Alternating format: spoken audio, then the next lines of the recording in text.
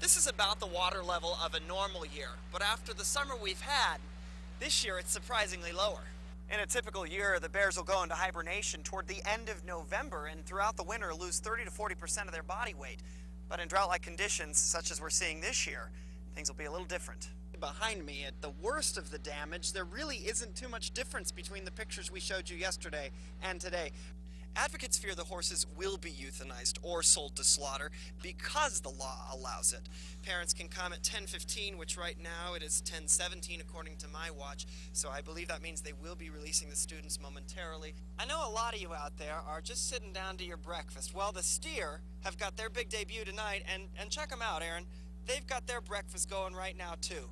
Where else to start but with what everybody's talking about this morning, and that is President Obama's speech before Congress. In that speech, Mr. Obama said getting out of the recession will cost, but it can get done. On to a story you don't hear about every day. A local inmate accused of stabbing his court-appointed attorney with a pencil. Did you see those chairs they were sitting on? Not to change the subject or downplay the importance of the meeting, but boy, they looked very comfortable. Did they? Yeah, look at those chairs.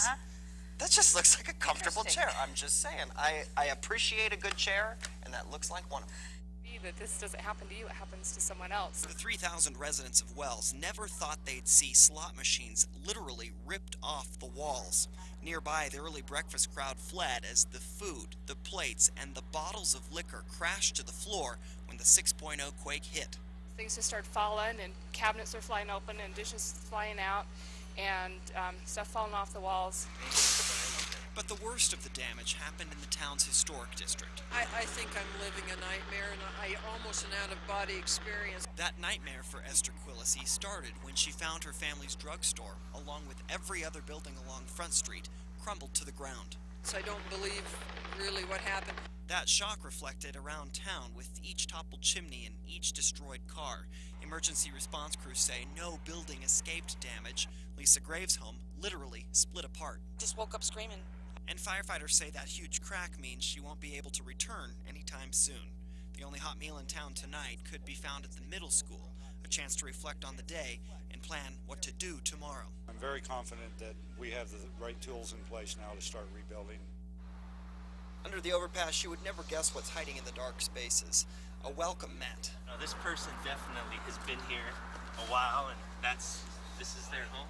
Sheriff's Deputy Armando Avino works with Washoe County's homeless and knows where to go to count them. He's one of about 20 people gathered to count the homeless.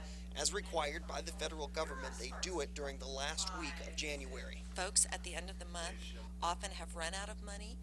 If they're getting disability or they're getting some sort of public assistance, those dollars are gone. Back under the overpass, we find remnants of beds. How many people normally stand here with you? That's what we would consider a camp right there, where somebody would have their sleeping bag and whatever other, maybe some food up there. Next, we're heading toward the waste management site in Reno. The word is that there's a lot of people sleeping inside these dumpsters. They're a little warmer, but you can also remember that they're used for trash. You doing all right, sir? Yes, sir. One of 5 living in and amongst the dumpsters. An offer of help and a business card, and we are off. The sun is starting to rise on the east border of Washoe County.